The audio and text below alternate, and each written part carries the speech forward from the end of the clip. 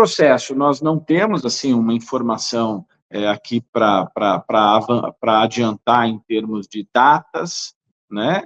O que a gente trabalha é com o sentimento e com alguns dados, né? Existe uma portaria, onde essa portaria ela dá um prazo limite para a abertura do concurso, que é em agosto. Então, o concurso teria obrigatoriamente que ser aberto até agosto, mas, como é um concurso muito aguardado, um concurso que há uma expectativa muito grande de toda a administração e não apenas das entidades de classe, então a gente crê que há um esforço, ou que esteja havendo um esforço para que isso possa acontecer o mais rápido possível, dentro do prazo razoável para maturar e para processar todas as etapas necessárias para a realização do concurso. Então, assim, pela vontade que há e pela importância que esse concurso tem, a gente acredita que todos os esforços estão sendo envidados para que ele saia o quanto antes, portanto, antes ainda de agosto. Mas não há uma data oficial, não há uma data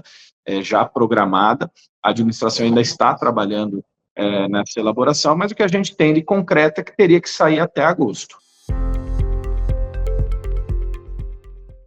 Não há essa confirmação, que houve, de fato, sim, uma confirmação para a área administrativa.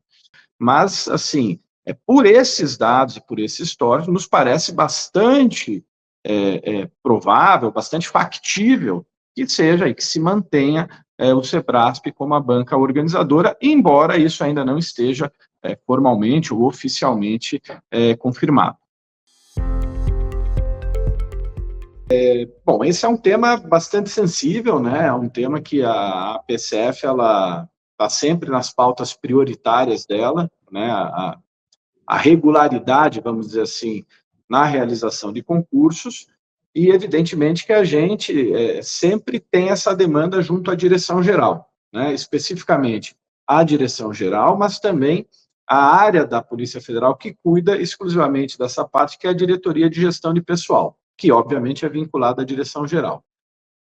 Então, assim, nós já temos um histórico de luta nisso, foi assim no concurso de 2018, quando a gente teve uma ação muito intensa para conseguir a aprovação e o chamamento de todos os aprovados, na verdade, né, melhor dizendo, a gente conseguir o aproveitamento, acho que esse é o termo melhor, o aproveitamento de todos os aprovados, né, os chamados excedentes, a gente teve um trabalho bastante intenso nisso, e desde aquela época, a gente vem brigando por algo que para nós é muito caro, que é o aumento dos nossos códigos de vaga, né? Hoje, os concursos, e aqui eu me refiro especificamente à Perícia Criminal Federal, eles são exclusivamente para reposição de pessoal. Essa aprovação de novos códigos de vaga precisa de uma ação junto ao MGI, ao Ministério da Gestão e Inovação, isso passa pelo próprio Ministério da Justiça, pela Casa Civil, e precisa ser aprovado junto ao orçamento, né, no Congresso Nacional, e depois aprovação de uma medida provisória, ou de uma lei, enfim, que aumente esses códigos de vaga. Então, assim, são vários atores.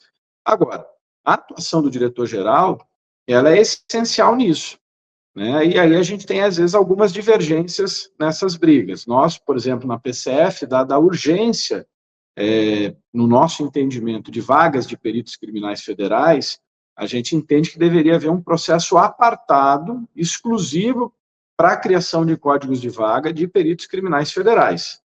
Já houve esse processo já andou em outras oportunidades, acabou travando por falta de orçamento, né? Enfim, na época, em 2020, 2021, houve falta de orçamento, esse processo foi sobrestado.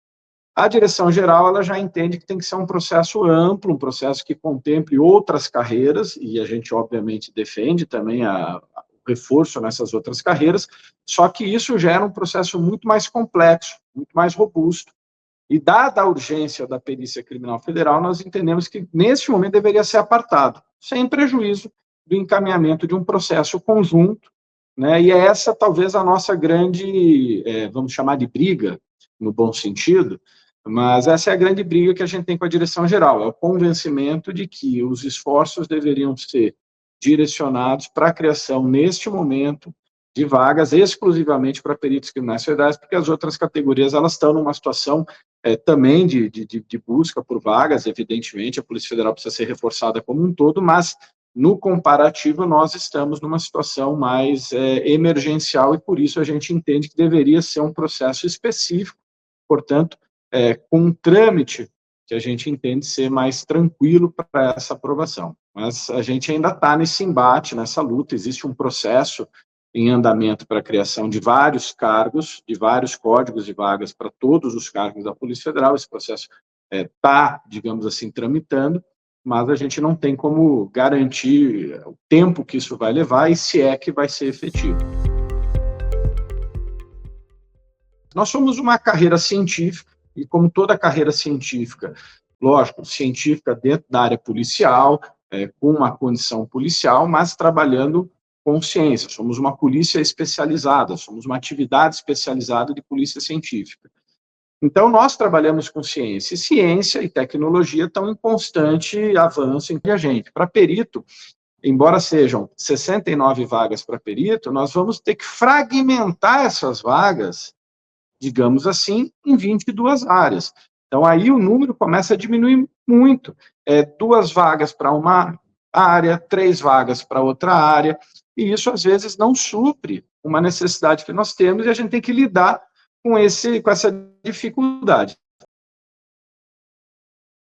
Então, assim, é óbvio que a gente fica muito feliz com as 69 vagas, mas é uma quantidade muito insuficiente para atender tudo que a Perícia Criminal Federal pode oferecer, pode trazer de ganhos e de vantagens e benefícios para a segurança pública, não só em benefício da Polícia Federal, mas da sociedade como um todo, né? Então, esse é um problema macro que a gente tem em função das poucas vagas que são disponíveis, que é, muitas vezes, você deixar áreas importantes muito tempo sem concurso público. Se o edital do concurso sair antes, ou vamos pensar assim, no primeiro semestre, talvez seja possível, no final do ano, encerrar um curso de formação profissional para você ter nomeações já em janeiro de 2026. Veja bem, isso depende de uma série de fatores, né? Enfim, a própria aprovação no concurso, como todos sabem, não garante a nomeação, etc. e tal. Então, enfim, depende de uma série de questões e uma série de fatores. Mas, assim, para termos alguma nomeação esse ano, o início do ano que vem, seria importante que o edital, no meu modo de entender, saísse antes do segundo semestre, né? Enfim, então, acho que aí a gente poderia ter. E aí, lógico, são mais de 1.000 vagas, né? Então, a Academia Nacional de Polícia, que é onde é realizado o curso de formação profissional, ela não tem capacidade para 1.000 alunos. Então, certamente, o concurso vai ser também fracionado. A primeira etapa dele, ele corre normal com todos os candidatos, mas a convocação para o curso de formação profissional não necessariamente vai ser feita, ou pelo menos para determinados candidatos aprovados, não necessariamente é feita logo após o final da primeira etapa, porque depende da capacidade operacional da Academia Nacional de Polícia. Então, pode ser que tenhamos determinadas carreiras que não sejam contempladas na primeira chamada. E aí seriam contempladas, por exemplo, numa segunda chamada, e nessa segunda chamada, aí, acredito eu, quase toda certeza, seria um curso de formação em 2026. Então, a gente poderia ter nomeações ao longo do ano de 2026 inteiro. Excedentes, como a gente usa a gente chama de excedentes, a gente está se referindo ao mesmo concurso, pessoas, candidatos que foram aproveitados além das vagas ofertadas, né? Quando a gente fala de novas 1.000 vagas, a gente estaria falando de um novo concurso público com novas regras, né? Então, assim, primeiro falando de excedentes, da possibilidade de excedentes. É uma realidade, é uma possibilidade, né? Não é algo que dê para garantir, mas, de novo, historicamente, a maioria dos concursos, num passado mais recente, tem aproveitado excedentes, não foram todos que aproveitaram, mas a maioria tem aproveitado. E existem algumas regras que, digamos assim, de uma maneira geral, você poderia aproveitar 50% além das vagas ofertadas, mas isso são regras que, a depender do momento ali, existem, já foram flexibilizadas, já foram mais rígidas, mas, enfim, a gente poderia pensar aí que você teria uma perspectiva, eventualmente, embora isso seja uma definição da administração, é a administração que vai decidir isso, né? A gente sempre faz um trabalho para que todo mundo que foi aprovado seja aproveitado, pelo menos dentro dessa margem de 50%, mas assim, não há como confirmar ou garantir isso, mas é um trabalho que se busca fazer e que, na maioria das vezes, ocorre.